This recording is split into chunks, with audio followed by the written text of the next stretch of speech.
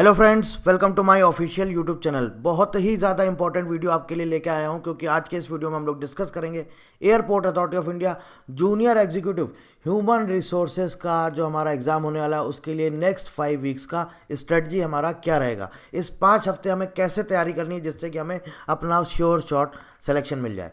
देखिए दोस्तों, टोटल हमारा 35 डेज़ का ये प्रॉपर आपके लिए शेड्यूल में लेके आया हूँ बना के। 35 डेज़ एटलीस्ट एक दिन में आपको मिनिमम 10 आवर्स देना है। टोटल आपकी लाइफ के ये हो जाएंगे 350 आवर्स। अगर ये आपने 350 आवर्स दे दिए, इस स्ट्रेटजी को फॉलो किया, तो आप यकीन मानिए दोस्तों, आपका सिलेक्शन पक्का। बशर्ते मेहनत आपको करनी है। कई कई चीज़ें आप अपने अकॉर्डिंग भी चेंज कर सकते हैं, अपने अकॉर्डिंग भी आप अगर सब्जेक्ट चाहें तो ऊपर नीचे कर सकते हैं। मैं एक प्रॉपर आपके लिए टाइम टेबल लेके आया हूँ। आप ये देखिए, आपके सामने है पूरा नेक्स्ट 5 वीक्स का शेड्यूल है हर एक सब्जेक्ट का, जो कि आपके एग्जाम में आएगा। टोटल अगर हम यहाँ पर काउंट करें तो 2 2 4 और 4.5 और ये आधा 6, पूरा पूरा आप देखिए। ह्यूमन रिसोर्सेज 4.5 घंटे, जनरल एप्टीट्यूड 2 आवर्स, रीजनिंग आपका 1 आवर के लिए है, और जीके आपका 1.5 आवर्स, और उसके बाद में इंग्लिश है आपका 1 आवर। तो टोटल आप जोड़ेंगे इसको तो ये होता है दोस्तों 10 आवर्स। ठीक है, तो 10 आवर्स आपको मिनिमम डेली आपको देना है दोस्तों, क्योंकि यही 35 डेज है। अगर आपने मेहनत कर ली, आप यकीन मानिए आपका सिलेक्शन पक्का। देखिए, 2-3 चीज़ें यहाँ पे ध्यान रखनी। आपको लग रहा है कि आपके सब्जेक्ट में आपकी कमांड बहुत अच्छी है, ठीक है, लेकिन नॉन टेक्निकल पोर्शन ऐसा है जिसमें आपकी कमांड कोई खास मतलब ठीक ठीक है, ओके ओके। तो दोस्तों, आपको नॉन टेक्निकल पे बहुत फोकस करना है, क्योंकि ये ऐसा पोर्शन है जो 60 नंबर का आता है। इस 60 में से आपने अगर ढंग से 35 डेज, और स्पेशली जो हमारे रजिस्टर्ड कैंडिडेट्स हैं, जो कोर्स के अंदर आपको कंटेंट दिया गया, अगर लिटरली आपने ढंग से पढ़ लिया, तो आप यकीन मानिए आप इसमें 55 प्लस तक स्कोर कर सकते हैं। 55 तक आप स्कोर कर सकते हैं। 50 प्लस तो आप जाएंगे ही जाएंगे, क्योंकि इस लेवल का और इतना डिटेल में आपको बेसिक से एडवांस कंटेंट दिया गया है। आप लिटरली 50 से 55 तक आप स्कोर करके जाएंगे 60 में से, क्योंकि पार्ट बी जो आपका पोर्शन है ये 60 मार्क्स का है। तो अगर आपने दोस्तों इधर 50-55 तक स्कोर कर लिया, तब आपके चांसेस मेरिट लिस्ट में आने के एटलीस्ट दूसरे लोगों के कंपैरिजन में काफ़ी ज़्यादा बढ़ जाएंगे। ठीक है, तो ये आपको पूरा का पूरा प्रिपेयर करना है। मैंने देखिए एक आपको पहला वीक दिया हुआ है 30 मार्च से 5 अप्रैल। अब यहाँ पर यानी कि ये 7 डेज का पूरा पूरा आपका शेड्यूल है। ठीक है, आप यहाँ पर जो टॉपिक्स लिखे गए हैं इनको अपने अकॉर्डिंग चेंज कर सकते हैं। मान लीजिए सपोज रिक्रूटमेंट एंड सिलेक्शन आपने पढ़ा हुआ है, आपको आता है, आपको नहीं पढ़ना है, तो आप इसको स्किप कर दीजिए। आप इसकी जगह दूसरा सब्जेक्ट, मान लीजिए राइट टू इन्फॉर्मेशन एक्ट पढ़ना चाहते हैं, आप वो ऐड कर दीजिए, या मान लीजिए आप कंसिलिएशन एक्ट पढ़ना चाहते हैं तो आप वो ऐड कर दीजिए। तो ये मैंने टॉपिक्स आपको लिख दिए हैं, पूरा सिलेबस है, और एटलीस्ट एक वीक में इतने टॉपिक तो भैया आपको करने हैं अगर आपको एग्जाम क्वालिफाई करना है तो करना। अब देखो, जैसा मैंने आपको बताया, ऐसा नहीं है कि हमें पूरी बुक पढ़नी है, अब क्या क्या पढ़ लें। देखो, एक होता है कि एक हार्ड वर्क करना, एक होता है स्मार्ट वर्क, स्मार्ट तरीके से पढ़ना। आप देखिए पहले हर एक चीज़ अपना प्रॉपर सिलेबस देखिए कि ये हमारा सिलेबस है, इसमें हमें ये चीज़ें पढ़नी है। अब रिक्रूटमेंट एंड सिलेक्शन टॉपिक आपने मान लीजिए अपनी बुक में देखा या कहीं से भी नेट पर भी सर्च किया। अब आप देखिए रिक्रूटमेंट एंड सिलेक्शन में क्या क्या इंपॉर्टेंट टॉपिक्स हैं, क्या क्या इंपॉर्टेंट उसके अंदर सब टॉपिक्स हैं, या क्या क्या इंपॉर्टेंट पॉइंट्स जो हमें याद करने। आप अपना एक प्रॉपर कॉपी बनाइए, उसमें लिखिए, और ऐसे करते करते आप एक वीक में एटलीस्ट 8 से 9 चैप्टर्स, टॉपिक्स एक वीक में 7 डेज में मैं बोल रहा हूँ आपको कंप्लीट करने हैं। और देखिए मैंने टाइम भी प्रॉपर दिया हुआ, 4.5 घंटे। 4.5 को आप इसको बढ़ा सकते हैं, आप अपने अकॉर्डिंग 4.5 को 5 कर सकते हैं। जीके का आप चाहें तो कम कर सकते हैं, या अगर आपको ह्यूमन रिसोर्सेज में अच्छी कमांड है तो आप इसको 4 आवर्स कर दीजिए, जीके का 2 आवर्स कर दीजिए, क्योंकि वहाँ पर आपको पढ़ना है। तो इस तरह से दोस्तों आप अपना प्रॉपर अपने अकॉर्डिंग सारी चीज़ें चेंज कर सकते हैं। मैंने प्रॉपर आपको पूरा हर एक सब्जेक्ट का आपको सिलेबस दे दिया, एक तरह से पूरा सिलेबस यहाँ पर मेंशन है। ठीक है, अब आप देखिए पहले वीक में आप ह्यूमन रिसोर्सेज की ये टॉपिक्स कंप्लीट करते हैं, एटलीस्ट मिनिमम 4 से 5 आवर्स आपको डेली देना है। 2 घंटे के लिए जनरल एप्टीट्यूड। देखो भाई, ये जो आपका पूरा पोर्शन है ये प्रैक्टिस से ही आएगा, चाहे कुछ कर लो, बिना प्रैक्टिस के आप नहीं कर पाओगे। आपने सोचा हमने एवरेज पढ़ लिया, एवरेज के कॉन्सेप्ट पढ़ लिया, हम जाके क्वेश्चन कराएंगे, नहीं कर पाओगे। यकीन मानो बहुत बड़ी गलती करोगे अगर आपने प्रैक्टिस नहीं करी है। प्रैक्टिस आपको करनी है। प्रैक्टिस के लिए आप क्या चाहते हो? आप चाहते हो कोई प्रैक्टिस के लिए कोई एमसीक्यू या फिर हमको ऑब्जेक्टिव कोई भी बुक मिल जाए, तो आप चले जाओ मार्केट में एसएससी सीजीएल, एसएससी सीजीएल, ये सीजीएल नहीं लो, आप सीएचएसएल ही ले लो। सीएचएल से थोड़ा सा लेवल ऊपर का होगा, बाकी सीजीएल लेवल तो नहीं आएगा। आप वहाँ तक के प्रीवियस ईयर क्वेश्चन पेपर ले लो, आपको मार्केट में मिल जाएंगे, या फिर एमसीक्यू बेस्ड टॉपिक वाइज आपको कोई भी एसएससी की बुक मिल जाएगी, आप वो ले लो। ठीक है, आप जा कर के वहाँ पे उनका इंडेक्स चेक करना, उसमें देखना आप क्वेश्चन पेपर जो इंडेक्स के अंदर आप देखना बुक के अंदर किस लेवल के क्वेश्चंस दिए गए हैं, उस लेवल के क्वेश्चंस अगर आपके एग्जाम में आ रहे हैं तो आप वो बुक लीजिए, अदरवाइज फिर आप एसएससी सीजीएल की तरफ जाइए। तो ये प्रैक्टिस क्वेश्चन आपको वहाँ से मिल जाएंगे। बाकी हमारे जो कोर्स में रजिस्टर्ड कैंडिडेट्स हैं उनको कुछ भी करने की जरूरत नहीं, क्योंकि प्रैक्टिस क्वेश्चन भी हमने वहाँ पे ऑलरेडी प्रोवाइड किए हुए हैं। इसके साथ साथ डिटेल में इतना अंकुर सर ने इतना डिटेल में पढ़ाया हुआ है कि आप यकीन नहीं मानेंगे।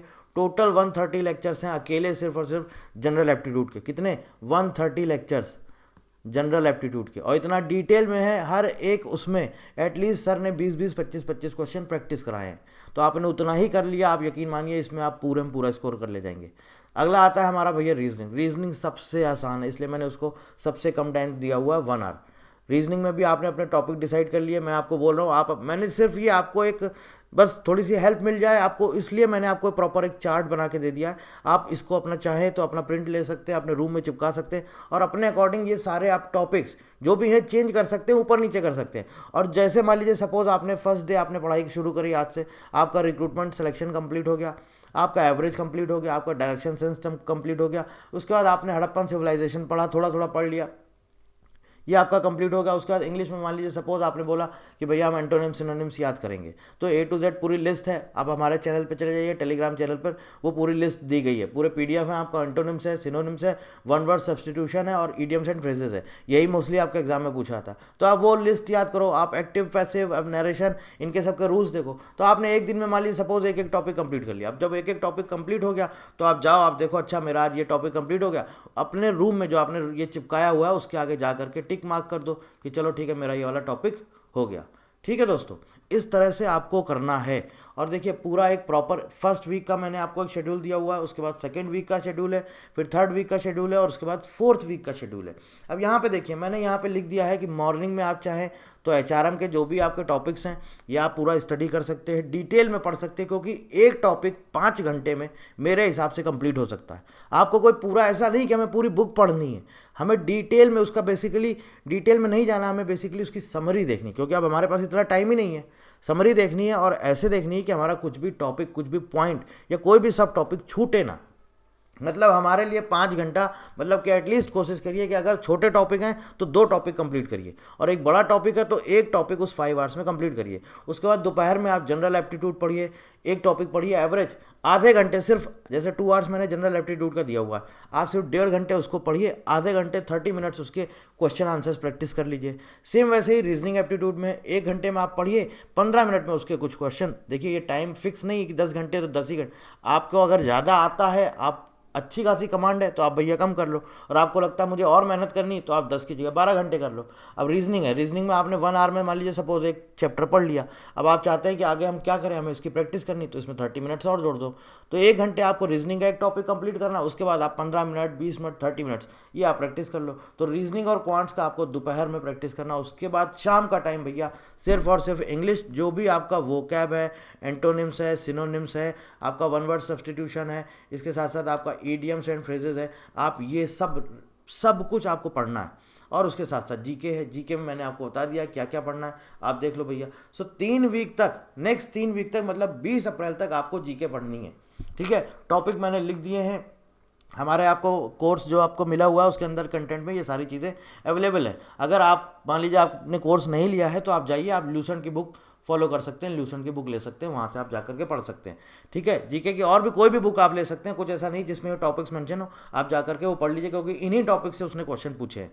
ठीक है, और सबसे ज़्यादा इंपॉर्टेंट है दोस्तों सिविक्स, जो कि मैंने आपको यहाँ पे 3rd वीक में दिया हुआ है। ये पूरा अच्छे से पढ़ लेना, क्योंकि आप अगर देखेंगे क्वेश्चन पेपर, उसमें अगर मान लीजिए 10 क्वेश्चन है तो 40% क्वेश्चन आपका भैया सिविक्स से पूछता, मतलब 4 क्वेश्चन 10 में से आपका पॉलिटी से, सिविक्स से रिलेटेड पूछेगा ही पूछेगा।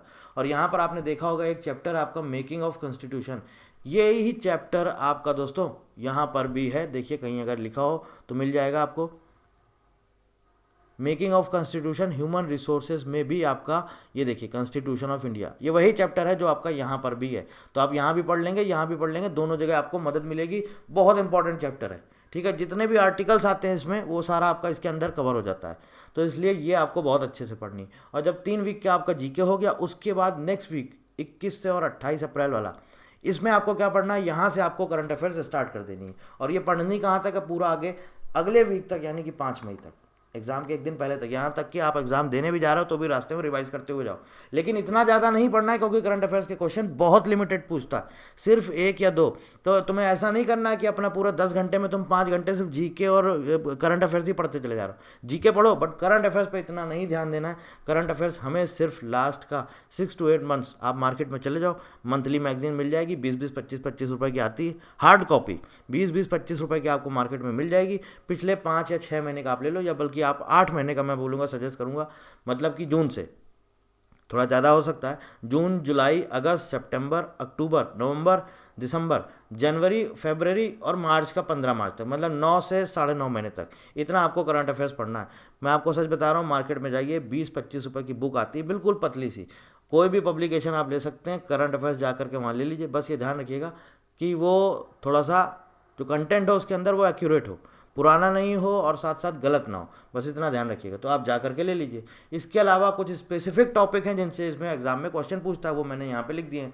Books and authors, sports, awards, government schemes, person in news और पोर्टफोलियो। पोर्टफोलियो मतलब कि जैसे जो भी हमारे जो मिनिस्टर्स हैं, यूनियन मिनिस्टर, कैबिनेट मिनिस्टर, जैसे फाइनेंस मिनिस्टर कौन है, आपका फॉरेन अफेयर्स मिनिस्टर कौन है, विदेश मंत्री कौन है, एस जयशंकर है, फाइनेंस मिनिस्टर निर्मला सीतारमण है ना, हेल्थ मिनिस्टर कौन है, इसके साथ साथ आपका एजुकेशन मिनिस्टर कौन है, गृह मंत्री कौन है, होम मिनिस्टर कौन है, डिफेंस मिनिस्टर कौन है, ये पूरा आपको पोर्टफोलियो तो ज़रूर आना चाहिए, क्वेश्चन पूछ सकता है। ठीक है, ये हो गया पूरा आपका जीके। इंग्लिश का मैंने ऐसे ही आपको बता दिया। अब देखिए इंग्लिश का मैंने जो आपका उसमें एक टॉपिक है, आपको उसमें आपको मालूम होगा 20 नंबर का आपका ऐसे और रीडिंग कॉम्प्रिहेंशन है। रीडिंग कॉम्प्रिहेंशन में आपको एक पैसेज दिया जाएगा, पढ़ना होगा, उसके बाद उसको आपके क्वेश्चंस आपको वो आंसर करने होंगे। अब देखो ऐसे राइटिंग होगा, ऐसे राइटिंग के लिए आपको वहाँ टाइपिंग नहीं करनी है। ऐसे राइटिंग के लिए आपको बाकायदा बुक मिलेगी, कॉपी मिलेगी, पेपर मिलेगा, क्योंकि 2018 में जब एग्जाम हुआ था तब वहाँ पर आपको पेपर दिया गया था, तो यहाँ भी आपको पेपर मिलेगा। ये पेपर आपका बेसिकली कॉपी ये चेक होगा। ये वो नहीं है कि आप सोचेंगे आपको सिस्टम में टाइप करना है, इतने टाइम में आप टाइप ही नहीं कर पाएंगे। टाइप नहीं करना है, आपको पेपर मिलेगा, आपको उस पेपर में लिखना होगा, उसके बाद उसका कॉपी चेक होगा। 10 में से आपको जो भी मार्क्स दिए जाएँ, 4 नंबर, 5 नंबर, 6 नंबर, एक ऐसे आएगा। अब ऐसे जो आपके एग्जाम में आएगा वो मोस्ट प्रॉब्ली जो आपकी HR से रिलेटेड ही टॉपिक होंगे। HRM से रिलेटेड आपके टॉपिक्स हो सकते हैं, आप गूगल पे सर्च कर सकते हैं, topics related to HR for ऐसे राइटिंग आपको मिल जाएंगे। या फिर आप जो लेटेस्ट आपका पॉलिसीज़ वगैरह हैं ह्यूमन रिसोर्सेज की, वो पढ़ लीजिए, उससे रिलेटेड चीज़ें आपको मिल जाएंगी। ह्यूमन रिसोर्सेज डिपार्टमेंट कैसे काम करता है, इन सब पे ऐसे के लिए मैंने नीचे लिखा हुआ है, the only way to get better at writing is to practice.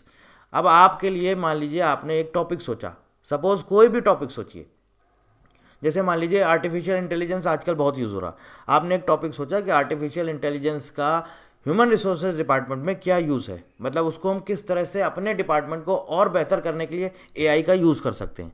ठीक है, एक पॉजिटिव वे में। अब आपने अपने दिमाग में टॉपिक सोचा, अब टॉपिक सोचा तो ऐसा तो है नहीं अब जा करके एग्जाम में लिखाएंगे, उसकी जब तक आप प्रैक्टिस नहीं करेंगे। इसीलिए मैंने वीक 4 यहाँ पे दे दिया। वीक 4 से यानी कि यहाँ से आपके पास अभी टाइम है तो आप अभी से स्टार्ट कर दो, लेकिन मैंने वीक 4 से लिख दिया ताकि भैया आप यहाँ से स्टार्ट कर लो, ये 21 अप्रैल से, और पूरा 5 मई तक आपको रोज़ एक ऐसे लिखना है, रोज़ एक ऐसे लिखना है। अब क्या करना है उसके लिए, आपको 30 मिनट्स देना है।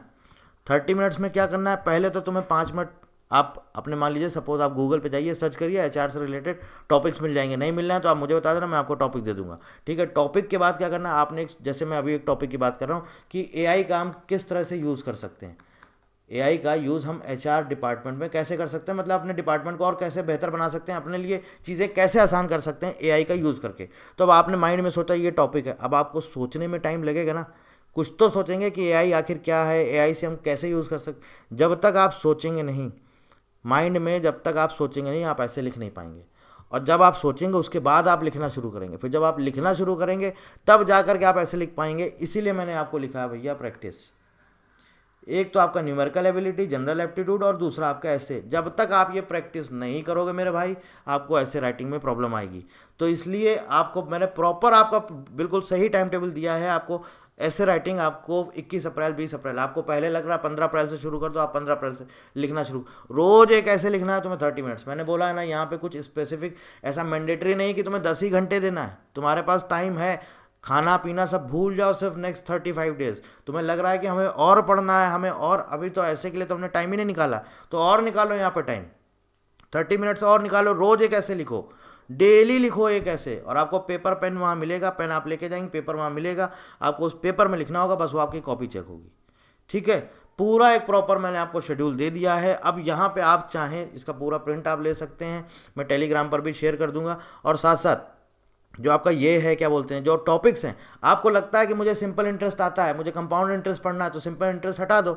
आपको लगता है कि भाई मुझे डेटा इंटरप्रिटेशन पढ़ना है, बहुत ज़्यादा पढ़ना है, इसके अलावा आपने बोला कि मुझे मेंसुरेशन आता है, तो आप इसको हटा दो, अकेले डेटा इंटरप्रिटेशन पढ़ लो। आपने बोला अरे प्रॉफिट एंड लॉस क्या है, ये तो सबको आता है, छोड़ दिया आपने, चलो छोड़ दिया आपने, कोई दिक्कत नहीं है। Distance speed, distance and time आपको आता है, तो आप स्किप कर दो, उसकी जगह दूसरे चैप्टर से ऐड कर दो। तो बस इस तरह से है, पूरा प्रॉपर सिलेबस आपको दे दिया है, पूरी एक एक चीज़ मैंने आपको बता दी है, क्या क्या फॉलो करना है, कैसे कैसे करना है नेक्स्ट 35 डेज तक। दोस्तों यकीन मानो, अगर आपने इतनी मेहनत कर ली, आपका सिलेक्शन पक्का है।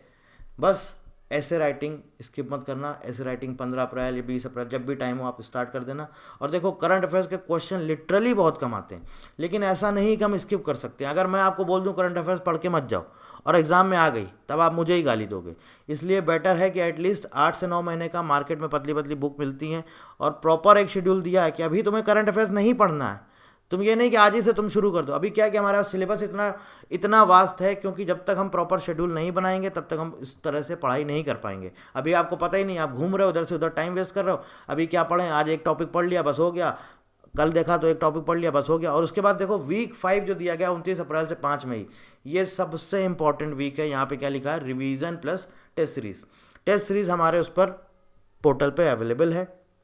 1 अप्रैल से आपको टेस्ट मिलना शुरू हो जाएंगे, टॉपिक वाइज टेस्ट मिलेंगे। और इसके साथ साथ आपका 10 या 11 अप्रैल से मोस्ट प्रॉब्ली हम लोग फुल लेंथ टेस्ट अपलोड कर देंगे, और मैक्सिमम 15 अप्रैल तक हम आपको पूरा टेस्ट सीरीज कंप्लीट करके दे देंगे। नॉन टेक्निकल की टेस्ट सीरीज जो क्वेश्चन आंसर्स हैं वो आपके टेस्ट ऑलरेडी अवेलेबल है। नॉन टेक्निकल की कोशिश करेंगे तो हम आपको और प्रोवाइड करा देंगे। बाकी ये वाला नॉन टेक्निकल वाला जो पोर्शन है पार्ट बी वाला, इसकी टेस्ट सीरीज पूरे के पूरे इसके टेस्ट हमारे पोर्टल पे अवेलेबल है, आप जा करके लगा सकते हैं उनको। ठीक है, जो HR वाले हैं वो हमारे 1 अप्रैल से स्टार्ट हो जाएंगे, टॉपिक वाइज मिलेंगे, और उसके बाद में आपको फुल लेंथ मिलेंगे। तो जो लास्ट का जो आपका वीक है 29 अप्रैल से 5 मई, कुछ नहीं करना है, सिर्फ रिवीजन करना है और test series, revision test series, revision test series. तुम्हें ऐसा नहीं कि देखो भाई टेस्ट सीरीज क्यों करनी है आपको लास्ट वीक में, ये जो पेपर है ना, जो आप समझ रहे हो कि अरे मैंने पढ़ लिया, क्वेश्चन मैंने देख लिया, मैं जाके कर लूँगा, 66 पोस्ट हैं।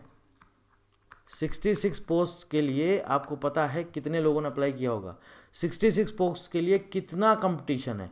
ठीक है, 66 पोस्ट के लिए। अब आपने बोला कि चलो ये क्वेश्चन हम पढ़ लेते हैं, इसको जाके हम सॉल्व कर।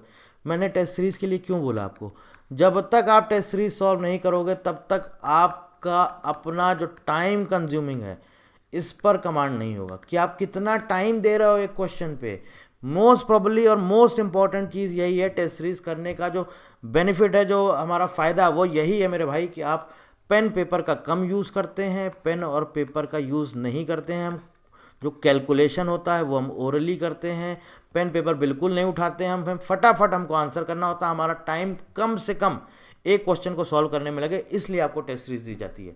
तो लास्ट वीक में भैया मेरे, मैं आपको बता रहा हूँ, आपको सिर्फ रिवीजन करना है और जितना ज़्यादा हो सके टेस्ट सीरीज आपको प्रैक्टिस। अब देखो यहाँ पे बहुत से लोग कुछ मिस्टेक करते हैं, वो क्या करते हैं, वो जा करके मार्केट से ऑफलाइन जो आपके वो आते हैं, क्या बोलते हैं, MCQs है ना, मतलब बुक ले जाके ऑफलाइन, अब उसको जा करके आप कॉपी पेन लेके वहाँ पे टिक कर रहे हैं, क्वेश्चन देखा, फिर एक रजिस्टर लेके बैठे हैं, एक पेन लेके बैठे हैं, उसको सॉल्व कर रहे हैं। नहीं, टेस्ट सीरीज इसीलिए होती है, आपको सॉल्व नहीं करना, आपको सब कुछ कैलकुलेशन करना।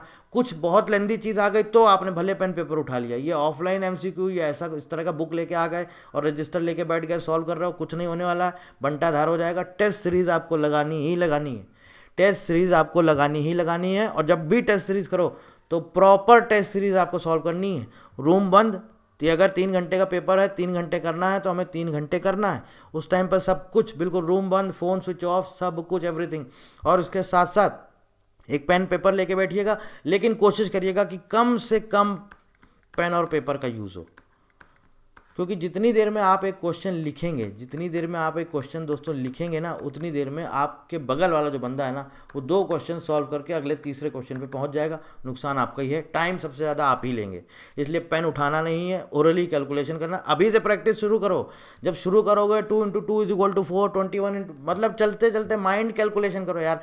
21 × 12 कैसा होता है? अच्छा 21 × 10 कर देंगे, फिर 21 × 2 कर देंगे, ऐड कर देंगे, ऐसा हो जाएगा। अच्छा 3, 7, 9, 8, इसको अगर हम 4 से डिवाइड करें तो कैसे डिवाइड हो जाएगा? ये सब चलते चलते अभी से प्रैक्टिस करो। ये जो 35 दिन है ना भाई, बस ये 35 दिन आप दे दो जो मैंने आपको बताया है, यकीन मानो आपका सिलेक्शन पक्का है। और आप खुद मुझे कॉल करके बोलोगे सर मेरा एग्ज़ाम क्वालिफाई हो गया।